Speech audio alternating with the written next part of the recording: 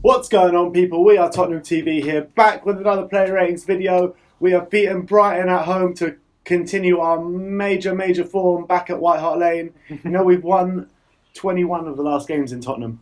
That's Our last 21 record. games in Tottenham. Well, when was the last time we lost in 2017? It's probably been a while. It's been a long time. 2016 was the last time. Yeah, well, it's been a long time. It's a massive victory after everyone around us dropping points over the last week. But anyway, let's get into the player ratings. All right, we'll start with Hugo Lloris. We gave him a 5 because he literally did not touch the ball pretty much the whole game. He was a passenger. Like, he didn't know. He might as well have not played, to be honest. Yeah. Didn't have a save to make. Pretty much any keeper would have done the same. He could have had Harry Kane in goal. He would have done the same job pretty much. Exactly. I think there was one save. I think Brighton had a header. It was straight at him in the second half.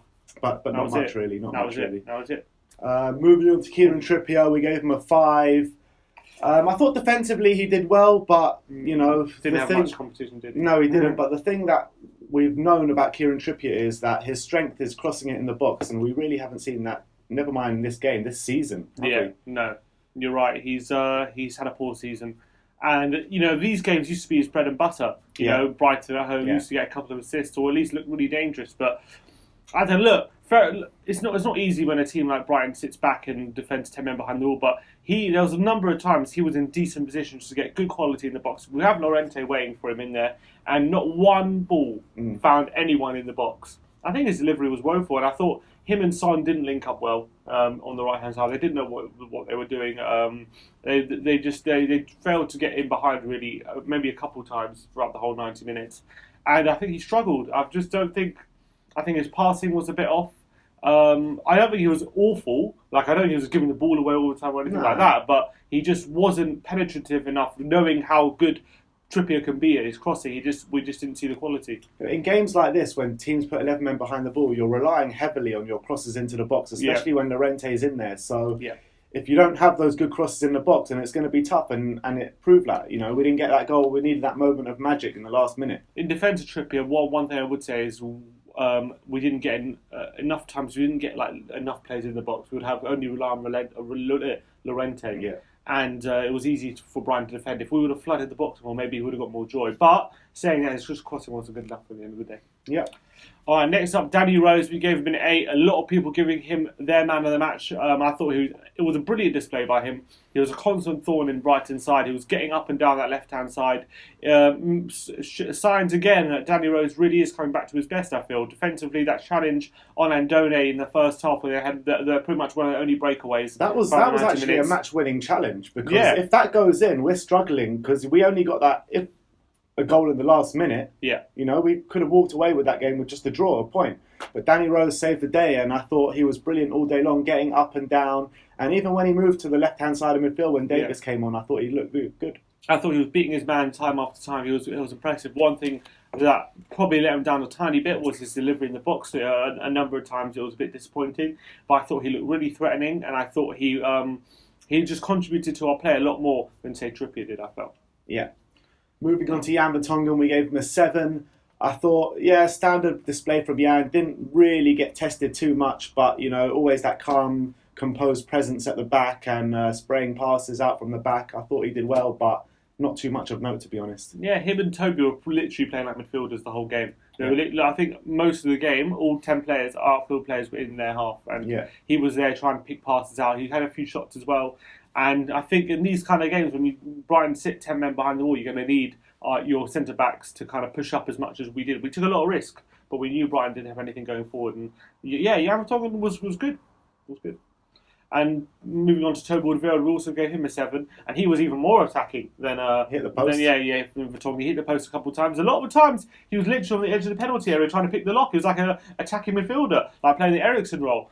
And I think in this kind of situation, you kind of need that, because I will say one thing about Jan and Toby. Both of them, they were so high up the pitch, and there was a couple of times actually where they took shots or they took passes, and it was a bit misplaced, and it could have been dangerous, and it let Brighton counter us a little bit. Luckily, we had the players coming back to cover, but it was dangerous at times. Yeah, if you're playing a better team, they'll probably hurt you. However, I don't think Vertonghen and Alderweireld would have pushed up so high against a better team. So I forget the tactic, and at the end of the day, we got the win. But I thought Toby was really trying to force the issue. And when you have two centre backs like Toby and Jan who are so good on the ball, you have to use that against teams like Brighton. And to be fair, I don't think we do enough. Like, I've never seen Spurs push as high as we did yesterday. Literally, we didn't care about our half. We literally just pushed all our men into their half and tried our best to kind of force the issue. Yeah, it really showed we were playing a team that hadn't scored in 6 games. Yeah, literally, because we had no issue about them scoring. We weren't worried about it at all. I've never seen that. I've never seen us like that. But we saw how hard it was to break them down. So we needed all our players to kind of contribute, and they did. They did yesterday. Moving on to Victor Wanyama, we gave him a 7. I'm really liking the look of Wanyama at the moment. We've said countless times this season, and even the back end of last season, how these injury problems are getting to Wanyama and he's all but done at Spurs. But no, it looks like the revival is continuing. I think he's played 3 good games in his last 3 games, one of them against Man City. I thought he provided that kind of steal in the midfield. Not that we needed it, to be honest, but he did well. His passing was a bit off, I thought, but apart from that, I thought he had a good game. Yeah, I was going to pick up on that. I thought he had a few opportunities to kind of put a few passes together and get a few shots off, and they weren't very good. So on the ball, still a lot to be desired. But off the ball, I thought, how many times did he win the ball back yesterday? Yeah. I mean, fair enough, Brighton had no adventure really whatsoever, but whenever they did try and get an out ball, whenever they did try to start something, there was Wanyama to clear them out. How many headers did he win inside the own half? How many times did he just recover the ball back as soon as possible so we can start another attack? Time after time he was doing it, and it was really promising because, earlier in the season he was getting overrun a bit and he was looking a bit leggy, as you said. But he looks leaner now. Yeah, he definitely looks like that energy, that no-nonsense Wanyama really is coming back. He's not taking anything. And it's good to see. Hopefully we can really get him back to his sharpest. It's really like every time the ball would go past the halfway line, he's the one kind of recycling that ball and well, I'll say passing it, but the passes in it rarely went to a Spurs player. No, I wouldn't say that, but a few of them were quite loose. Yeah. And his shooting was well off. He had a few shots that were well wide. But I thought off the ball, brilliant. Really good again. Next up, Dele Alli, we gave him a 6. Not a terrible display. He could have got a goal right at the end of the first half, which was close, just off the line. But maybe I thought, in and around the penalty area, he tried a lot of things that didn't really come off. I felt like he didn't get enough shots off or create enough chances. He was trying, no doubt about it, but it wasn't his best game, unfortunately. I think these games when teams put 11 men behind the ball are specifically hard for Dele, just because he's a big game player, and I think he needs that space to provide his magic. And he's not as good as when he doesn't have too much space, but. Having said that, I thought he wasn't too bad last night, and 6 is probably a fair. I think in these kind of games, actually more suited to Dele compared to someone like Son, because I think Dele should be good in those tight spaces. He's got very good close control. He's got good skills, and he can come up with that little bit of magic you need. Does, but sometimes he overplays it in these kind of games. I agree with that, but I think. When it's in tight spaces, Dele can sometimes shine. But I thought yesterday, although the chance he created for himself right at the end of the first one was brilliant. I thought that first touch, getting it over the fullback and then getting a shot off, which was clear off the line, that was a real good piece of magic, which nearly got us the lead. But we didn't see enough of that. We only saw one moment really from him. Yeah, sometimes I just feel Dele's more up for it against the bigger teams than he is against these kind of teams. I agree with that. I think he's a big game player. Yeah. I don't think he was awful, but he wasn't awful. It just wasn't. You expect that little bit of magic, and he didn't really come up with it. Christian Eriksen, we gave him an 8. For me, he was my man of the match, but obviously other people gave it to Danny Rose. But I thought he was absolutely brilliant again. I thought, how many chances did he create yesterday? I remember that one pass when Lucas Moura had a shot clear off line. What a pass that was by Eriksen, sliding in from set pieces. I thought we looked quite kind of dangerous all night. We looked like we could have got a goal from them, and he took quite a few of those. A few goal mark scrambles that he created. He got how many shots was he getting off? I can remember about 4 or 5 shots. To be fair, they were weak efforts. Most of the shots. I thought I think he had about 5 shots all game. One of them he forced a really good save from Ryan. Another one from about 35 yards went just over the bar. The other 2 were not great, and then obviously the goal.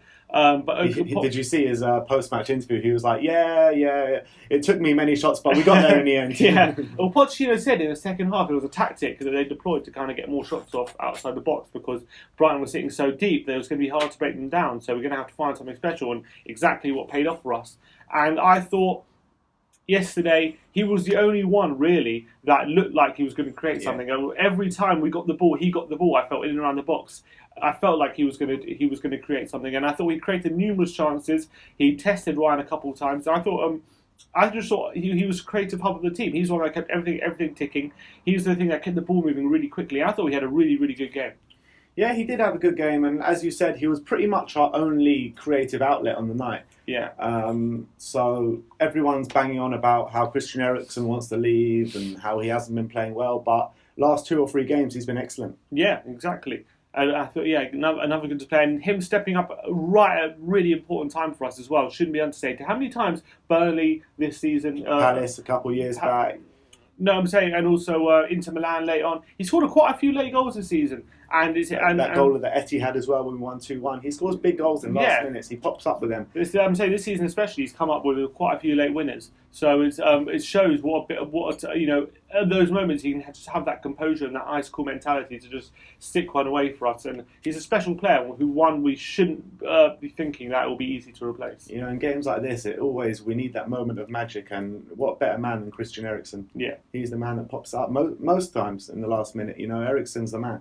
Agreed. Moving on to Heung-min Son, we gave him a 4. Unfortunately, the game wasn't really suited to him. I thought 11 men behind the ball. He didn't really have much space in behind, or much space at all, really. And every time he got the ball, he had like 2-3 men on him. Yeah. So it was difficult for Sonny. He was always trying to make things happen, but it just wasn't to be for him on the night. He started off on the left and he moved over to the right. Didn't quite either wing did work out for him. I felt like he did look a lot worse on the right than he did on the left. It's just not his game really when he likes more space especially playing on the counter. He loves that, but he just likes a bit more space in behind the fullback or space in around the area to get shots off. But Brighton did not afford him that at all, and I thought him trying to whip crosses in. First of all, I don't think he did it enough. Anyway, I don't think he did whip enough crosses in, but he's not really his game.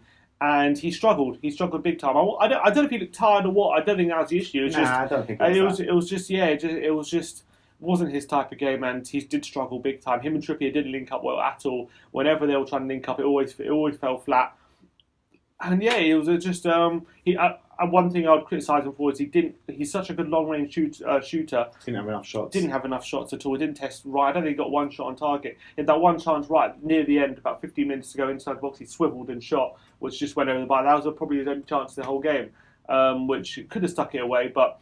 I do expect more from him, but I understand this game wasn't really suited to him. How many moments did you see Sonny last night cutting in from the left-hand side or the right-hand side, beating a few men and thinking about that shot, but then passing it in the end, Yeah. Just take that shot, Sonny, and maybe it'll go in, hit, We've seen so many times this season where Sonny just takes that shot from outside the area. Maybe it takes deflection and goes in, or hits the keeper and goes in. If you never try, you never know. And as we said, he has such a good quality from range, which should be, and especially the tactic was from Pochettino to have more shots from range. I thought maybe we could have seen a bit more from that. Yeah. Next up, we got Lucas Moura. We gave him a 5. He started out on the right and switched over to the left. But to be fair to Lucas, I thought he actually looked better on the left than he did on the right. They both look better on the left. Yeah, they both look better on the left. I think he was a bit better than Sonny still, but he was also a bit in and out of the game at times. But at least I felt like he did get a few attempts off. They struggled to deal with Lucas more than they did with Son. However, again, on the left-hand side, we were looking for... He was cutting inside a lot and trying to get shots off and play football, which is fine. But one criticism I have of him is he didn't get enough balls in the box at all. Llorente's in there waiting for some sort of service, and he just wasn't getting it at all. Lucas kind of refused to cross the ball, and I get, he was just trying to play his way into the box, and we're trying to, even though Brighton is sitting deep, we're trying to see if we can pick the lots, but it wasn't working. And sometimes when it's not working, you have to try another way, and I think Lucas kind of struggled in that. Yeah, not much more to add to that. The only thing is that the difference between Lucas and Son, Son looks for that space in behind where Lucas likes it to feet and likes to beat the man. Yeah. And that's probably why this game was a tiny bit more suited to Lucas than it was for Son. Yeah. But anyway, moving on to Fernando Llorente, we gave him a 4. I felt for Llorente last night because it was difficult for him because, as we said, Trippier and Rose weren't really getting good crosses in. Sonny wasn't, or Lucas were getting in crosses in at all. So it was hard for Llorente to find any joy last night. So there was literally nothing in it for him at all. Yeah, he was starved of service. I felt so that's why he struggled. I did feel like he didn't help himself in terms of I felt like he didn't enough pin himself to the two centre-backs and occupy them and give them something to think about. I felt like we were whipping balls in the box, and to be fair to me, they weren't great quality. However, I felt like he was too static. He wasn't trying to get that movement Lamppost, mate. Exactly. He wasn't kind of, get that movement in front of the defender or in behind the defender or even in between. Like, it was just a bit, I'm going to wait here and wait for a ball that's going to fall right on my head. And it didn't help him. However, I do feel for him because the service was pretty awful and he was kind of feeding off scraps most of the game. Yeah. He did try and drop a bit and get more involved, but he's now Harry Kane in that respect. You know what I mean? There was a moment. It's not really his game. There was a moment like half an hour into the game, and I saw Llorente on the pitch, and I completely forgot he started. I was like, "What is Llorente playing?" Because he hadn't had a touch pretty much all game. Yeah, he struggled. He as I said, he did try and come deeper, but it's not really his game. And yeah, what frustrates me a bit is in these type of games, I felt like Llorente really should be thriving. We should be getting those balls, quality balls in the box, and he should really be getting at least a few chances. And it relies very much on a team in the service. That's what it relies on. I agree with you. Yeah, and it's frustrating. I think it's a team failure that he wasn't involved, but I think he has to take some responsibility for that. But it's a shame because this kind of game where a team's sitting so low, but 10 men behind the ball, that's exactly what we need. Someone in there with a tall striker who can get maybe a head on the ball and get us a goal from somewhere. But it didn't really happen for us. Yeah, well, at the end of the day, we've won 1-0. It might not have been a vintage performance, but it was a very important 3 points in the grand scheme of things. Thoughts on Vincent Janssen's 10-minute cameo? Did you hear that chant for Vincent Janssen at the end? Yeah. Who do you think started that?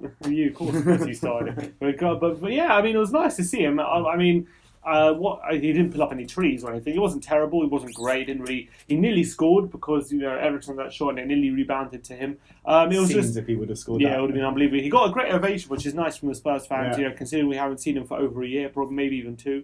Poch said he wasn't never going to play again in the Spurs shirt. Yeah, he did say that. And if he has some sort of Spurs career after this, I'll be amazed. And it'll be an amazing redemption story. But I think maybe he'll be used from now to the end of the season, considering the injuries we have, especially we have top 4 wrapped up already. I think he's definitely going to have a part to play in the West Ham game. Yeah. So it was nice to see him get some minutes, and hopefully we'll see him from now to the end of the season. Maybe even get a goal. He'll still be here next season, but I think it's probably going to be the last we see of Janssen, probably. And Pochettino? Yeah, I mean, I think he got the lineups. What more can he do with the lineup? He played it all. He couldn't have played a more attacking lineup. And given how Brighton played, I thought he was absolutely right to do that. Granted, we struggled to break them down, but we kept plugging away. We got the goal at the end of the day, and I don't think Poch could have done much more.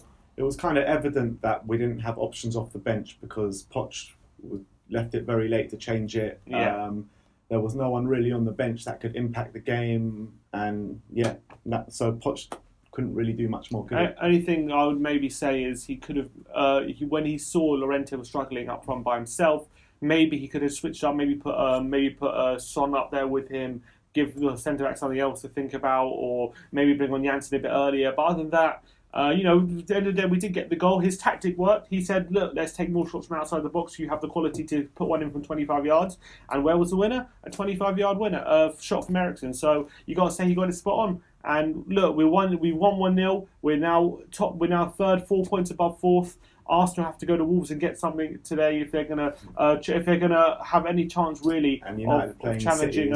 United playing City. So we're in a very, very good position in terms of top 4. If we can beat West Ham on the weekend, it's all but wrapped up before the Ajax game, which would be massive psychologically, not having to worry about anything else but the Champions League, which would be brilliant. So Poch, I think, has played, given all the circumstances he had this season, he's played a blinder, and winning every game at our new stadium so far with no goals conceding. Yes. I think it shows the fortress we want this place to become already after 4 games. We saw what Pochettino said at the end of when we were leaving Whitehall Lane. He said these players, when they're at home, they defend this place like it's their home, and it looks like it's happening again back at the new ground. You can see the 4 clean sheets is contributing to that, and Pochettino takes all the credit, or a significant amount of the credit. He said at the end of the game yesterday, Pochettino, that everyone was calling for Spurs to move into their new stadium at the beginning of next season, and it proves to everyone now why he was so urgently trying to get back to the stadium this season. And I can't agree with him more. I was probably one of the ones that saying fresh start, fresh season, blah, blah, blah. But as we moved in, then To change, yeah. Completely the right decision. Completely. Yeah, we never would have beaten City, would we, if we were at Wembley, let's be honest. Yeah, 100%. So I think it's been a massive factor moving into the new stadium, and I think everyone's just happy being there. Although yesterday, at times it was a bit frustrating watching that game, but you always had that belief we might just nick one at some point. Although it was going into the last 10 minutes, you're like, is it going to happen? After Toby hit the post with 20 minutes to go, I was like, this ain't happening today, is it? I thought that, okay, I was like, this is going to be one of those days. It really is. But we kept plugging away, and the 100% record of the new stadium continues, and let's see how far we can take it. Exactly. Is the 100% record going to carry on this weekend? We got West Ham, 12:30 kickoff on the Saturday. Check out for all our content revolving that game, and as always, come on, you Spurs!